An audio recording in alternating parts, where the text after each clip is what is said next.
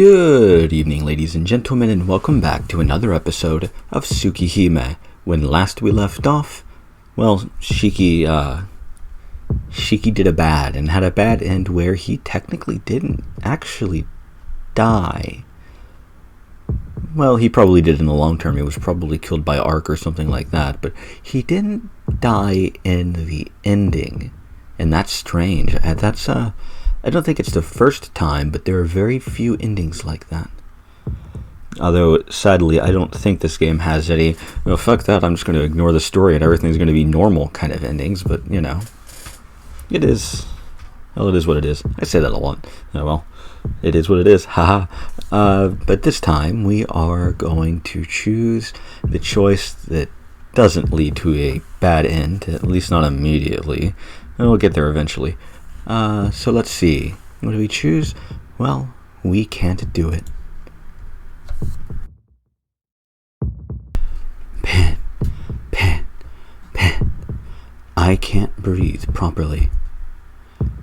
Senpai's eyes don't even appear interested in my death. Her dagger is poised directly in front of my heart. A situation where I'm a second away from being killed. Hold on a second, I need to check something. Weird, whatever. Just something going on in the background that was distracting. Kind of. Well, on my phone, background. Yeah, things are working fine. I can't promise that. I say that. That's odd. Oh, right, wrong voice for her. That's odd. You've killed so many people, yet you are frightened to die yourself. Her breath blows into my eyes. Hold on a second. Sorry about the pause again. I noticed that my sound settings on my end, not your guys', and nothing's changed for you, was incorrect because I forgot to adjust things from what I was playing earlier. Oh well, I'm day full of distractions. Her words make me dizzy. Goodbye. If you don't do it, Tono-kun, I'll have to do it myself. Saying that, Senpai tenses her arms. I do like this CG, by the way. It is quite good, in my opinion.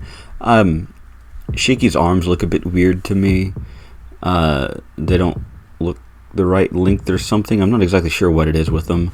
They don't look quite right. But I like Ciel's design in this. I like Ciel's design in general, at least in her, what is this? Battle uniform? Whatever it's called. This is the end. Tonoshiki dies here. If I don't want that, I have to stab with this knife faster than Senpai. My fingertips fill with strength, but that's all. My arms don't move at all. I don't want to die. It's not that I'm willing to die since I'm a killer, but if I don't kill Ciel Senpai, I'll be killed. So, right now, I understand that even if I don't want to kill, I have to. So why? Why won't my arm move?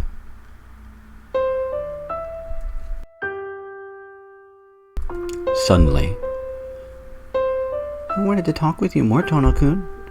That's why I really don't want to die now. Those words. But this is the best way for sure. So don't cry, Tono-kun. You did the right thing. They force themselves into my memory. Yeah, bye-bye, Tono-kun. Thank you, and sorry. The cars outside are very loud. I doubt you can hear them. It's just echoing from the nearby road, but it's just very loud and distracting. Yeah, I see now. Why aren't you resisting? I hear Senpai's voice. The dagger is still at my chest. It tears my clothes and digs into my flesh. Like this, you'll die. So why? Why aren't you moving your knife? That's because I can't. Why not? Even though you've killed so many people up to now. Never again. I can't do it. You just killed that corpse. After you've done it once, second or third time will not change anything. Kind of killing a corpse is kind of... Well, is it really killing? I mean, I guess for the sake of the story it is. But I don't consider that to be killing. But then again, I play and run D&D. A fucking corpse is a corpse until it's not a corpse. And it's something much, much worse. But I'd never do that. Not to anybody, not to my players, no. If you don't do it, I'll kill you. She's serious. In a second, the killer called Tonoshiki will surely be killed. It's not that I'm afraid. Yeah, but still, I can't kill someone. As I speak, tears flow. It's not like something is sad or someone's unhappy, but the tears running down my cheeks don't stop. I really wish Shiki had the later design he had in this instead of the faceless protagonist, but oh well. I kind of like slightly. What's the? No, I'm not gonna go into that. Shiki's later design. I like it. Don't get me wrong. It's just very different from this one. How much time has passed? My mind, which has been in a trance. Phew. You understand at last, Tono-kun? Comes back with Senpai's words. Senpai? See, are you satisfied? You're not a killer. Those words were true words. So, all of this is just a dream. Tono-kun is Tono-kun. Very gentle, thoughtful, and so sensitive as to cry over something like this. Just the ordinary, everyday boy I yearned for. Saying so, Senpai puts the dagger away. Wasn't she using her black keys, out of curiosity? Well, her scary tone of death disappears, and Senpai returns to her usual, gentle self. Why? You didn't come here to kill me, Senpai? Right? I came here to kill the self-loathing in your heart. You're not a killer. But since it seemed you wouldn't believe that, no matter how much I told you, I had to persuade you on a more physical level. What, persuade me physically? Then, you mean, this was all just an act? No, I was serious. I couldn't completely rule out the possibility of you being the killer, Tono-kun. Therefore, I couldn't hold back. Besides, it is more fun to go all out. You know, like how you enjoy teasing someone you like. Senpai says something pretty scary with a smile. Huh. And with that, I collapse. All the things I've been thinking about up until now seem so foolish. For some reason, it's funny, and I laugh. As Senpai says, my fear that I might be a killer has disappeared. Yeah, you're right. Feels like I finally got it. But that's terrible, Senpai. You went too far today. Yes, I've been going easy on you up until now, so I made up for that too. Smiling, Senpai holds out her hand. I take it. With a grunt, Senpai pulls me up.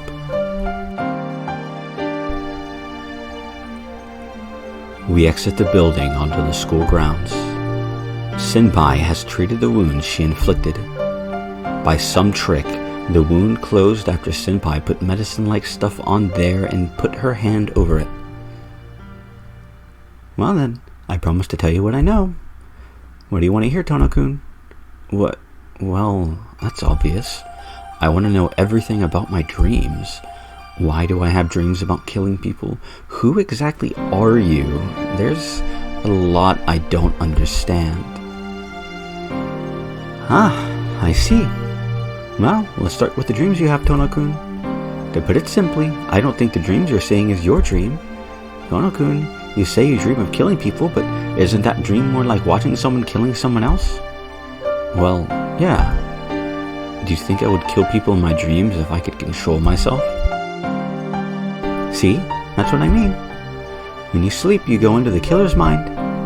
Well, not exactly going into, but more like being taken into. So, even though your viewpoint was that of the killer, didn't you feel as though you were watching things from afar? That's precisely right. Even though I've had dreams about killings for a while now, they've all felt like as if I was watching a scene. But why is my mind and the killer's mind merging? There must be some reason, right? Yes, there's a very clear reason. But let us leave that aside for a moment. First, we have to discuss what you are calling a killer. Certainly, there is a killer, but its characteristics are more like a vampire's. That's fair enough. Certainly, you could call someone like that a vampire. I remember the scene in my dream. That guy, while enjoying the killing, he ate their flesh and blood. Yes. I am the person who came to this town to deal with that vampire. Although I can't tell you the details, the world has various defense mechanisms. Just like there are police to deal with those who break the law, there are also many organizations which deal with heretics who are inhuman. Think of me like a member of that kind of organization. Actually, because she's part of the church, and Fate Stay Night, there is, this is just fucking random, a group that does something similar that is the world's defense mechanisms, and I can't remember what they're called. Is it Counter Guardians? I don't remember.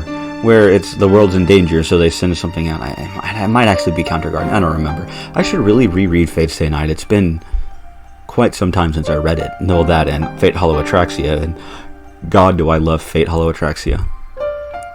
Deal with vampires? Yes. Which sucks the blood of the living to maintain its own flesh. A stopped life which does so in order to have eternal life. It is my role to wipe out such heretics. That's the reason I was fighting that vampire every night in your dreams. There's nothing to say. To be honest, I don't understand the world she's talking about at all. Huh? So, you've fought the vampire several times already? Twice now. The first time it escaped, and the second time our encounter was rather painful. Right? So, you've seen his face, haven't you? So, didn't you immediately know that I wasn't the vampire? No. Unfortunately, I couldn't be certain. Since some vampires can change their bodies freely, you cannot rely on appearance to identify them. Really? That's a problem, then. But now it's clear. So, we've beaten around the bush with this vampire as a serial killer, then? Oh, wrong person. Sorry about that. Yes. The dead bodies reported as the victims of the serial killer are merely leftover food. Usually the flesh is consumed completely or the blood is drained and they become vampires too, so there shouldn't be any bodies left. Hold on. If people who get their blood sucked turn into vampires, then wouldn't they start multiplying? No. There is a limit to those who are killed by having their blood sucked yet remain without dying. Most humans cannot separate the soul from the body, so the soul dies with the death of the body. Only perhaps 1 in 100 people can remain without dying, like Yumizuka Satsuki did. Senpai, you knew about Yumizuka? It's hard for me not to call her Sachin, or Satsuki, so if I accidentally call her Sachin, I apologize, but that is what I always refer to her as. No. By the time I got here, you had already destroyed her. I'm sorry. Back then, even though I knew you were in pain, I couldn't help you. No, it's alright. I want to think that what happened with Yumizuka was for the best. But I see now. Yumizuka wasn't a vampire from the beginning. She was attacked by the vampire, and that was the result. Yes, that's true. But I don't think there are others like Yumizuka-san. It takes many years before a vampire can function as a vampire. For her to be able to function immediately, Yumizuka Satsuki must have had amazing spiritual conception. spiritual conception. I think that was Shiro's thing. I've read a lot of things, or that's their thing, where he would mispronounce whatever the fucking word was, and he would say something like spiritual constipation. I love that character trait because it makes me laugh every time. Most of the time. What's that? A functional extent to the brain determined when a person is an embryo, or so it is said. Like how you use your ability, it is employing a section of the brain most people never use. The same for Yumizuka Satsuki. She was naturally suitable. So, instead of being under the constant control of her parent vampire, she became a vampire that could act independently. I don't understand Senpai's explanation, but one thing occurs to me. Senpai, you mentioned my abilities, so you know about my eyes? I'm very thirsty for some reason.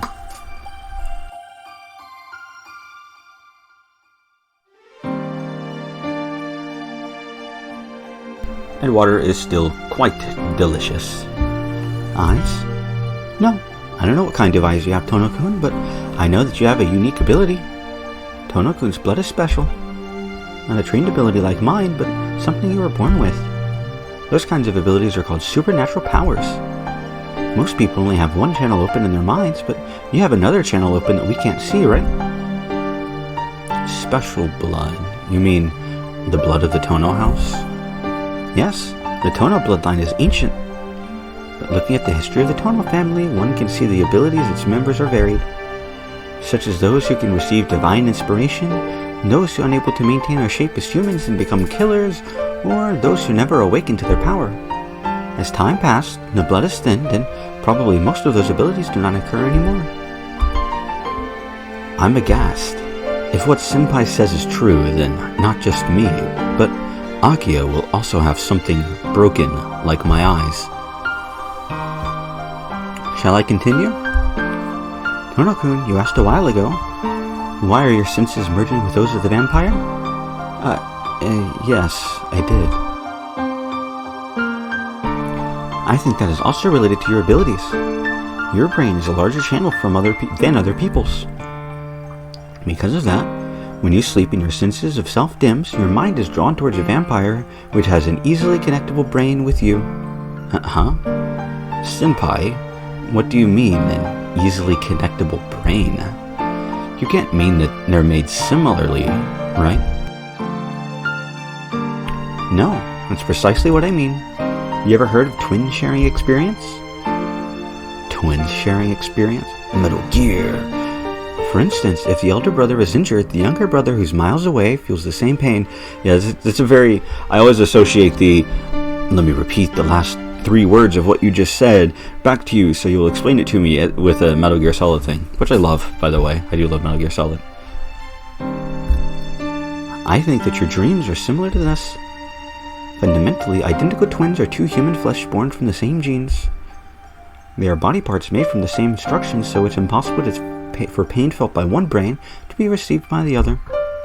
The brain is an organ that manages reception and transmission. Since every person's brain is made with a different blueprint, we have to communicate our feelings through language. When the 2 brains are precisely the same, the thought will be transmitted without the need for language. Put it into a previous term, since the brain's channel is on the same frequency, the electrical signal is received.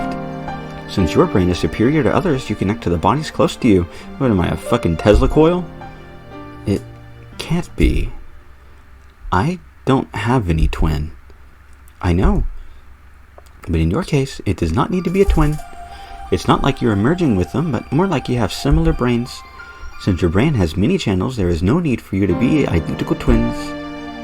Simply the same roots, a similar body, that's probably all that is needed for you to be drawn in. Probably a sibling with the same parents? Well, I suppose an exception could be made in the case of an organ transplant.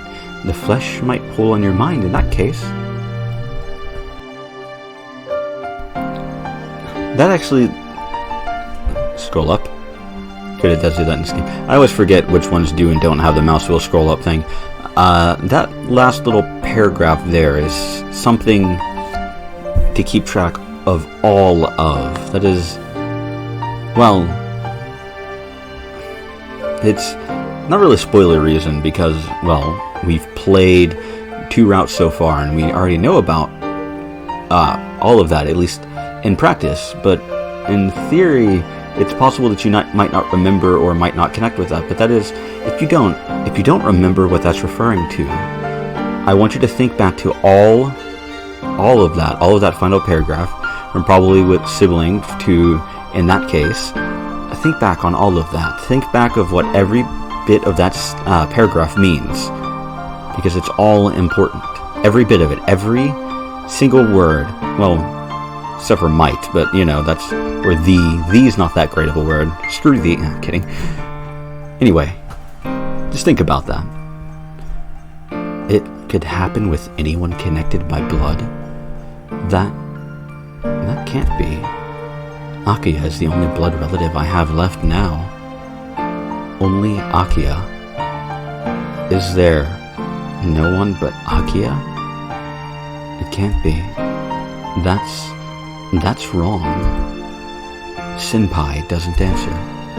In my mind, I see Akiha's figure drinking Kohaku-san's blood. That can't be. I knew it. It wasn't a dream. I was the one who killed people and drank their blood. Because if not, altogether, it makes sense. I suspected you at first, and after meeting you, I decided you weren't it. But I might have just been fooling myself. So tonight was a gamble for me. If you had killed me without hesitation, I would have known you were a vampire, but you weren't after all. No. That was just Tono-kun. All those in the Tono family have something inhuman mixed in their blood. Though it was some completely harmless, there are usually only one of these in each generation. In the past, there were many members of the Tono family that drank blood. But you do not need to drink the blood of others or have the urge to. Well, I wouldn't say he doesn't have the urge to. He's, at least to some extent, illustrated in the past that he kind of does. Or were those bad ends? I don't remember if those were all bad end exclusive things or not. I'm getting confused. Let's move on, shall we? So, how would you know that, Senpai? Tono-kun, the Tono house holds a possibility of giving birth to a vampire. If you are not it, then... No. I shake my head desperately. I won't accept Senpai's words. I can't accept them. But I remember, in that attached building, the face of Tono Akiha drinking Kohaku-san's blood.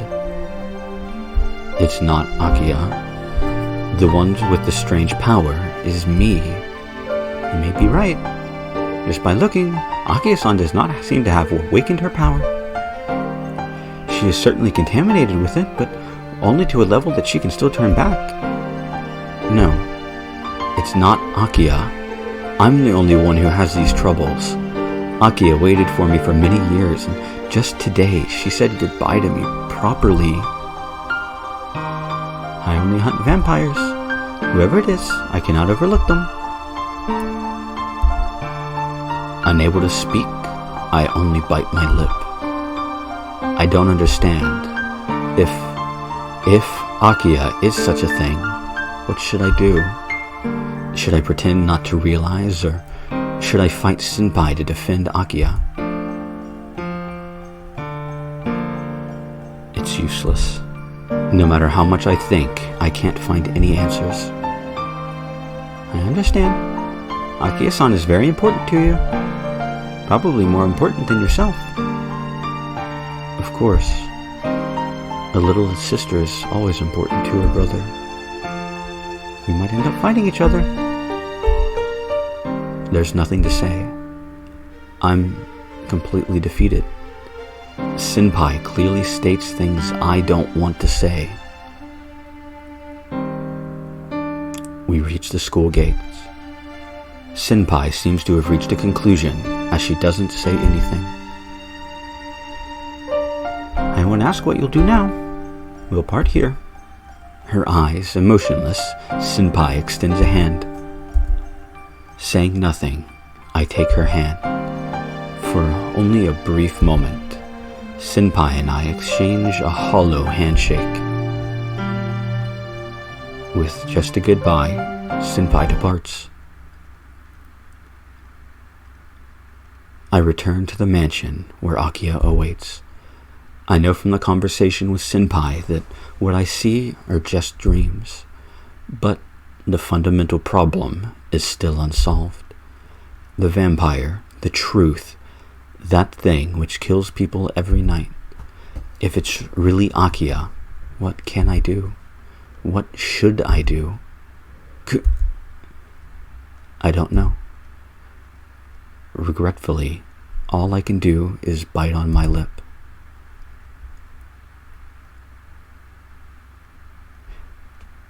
Ooh, a new day, and I think that means I'm going to end the episode here. That was a decent bit of information dropped on us. Lots of stuff in there as well that I didn't pick up on my first time through. Now, going through this again, reading aloud, I'm noticing more things. I think I've mentioned that before. But just knowing the story at this point, I'm catching on to things that are hidden in the text, purposefully or not, things that might just be outright unrelated, and it's just a coincidence. But there are really no coincidences in writing like this. Even the ones that the author doesn't realize, even the ones that probably are a coincidence in the sense that they weren't intended to be related. If they are related, then it's on purpose, because that's the point of writing, because you can always lie about that. It's the beauty of telling stories, lying and making people think you had the ideas and everything is perfect and you knew the entire time, but you didn't. At least it's fun with writing for me. But next time, hopefully we'll have a conversation with Akiha, and maybe more will be revealed about her and the goings on in the vampire that stalks the streets at night. I hope to see you all then.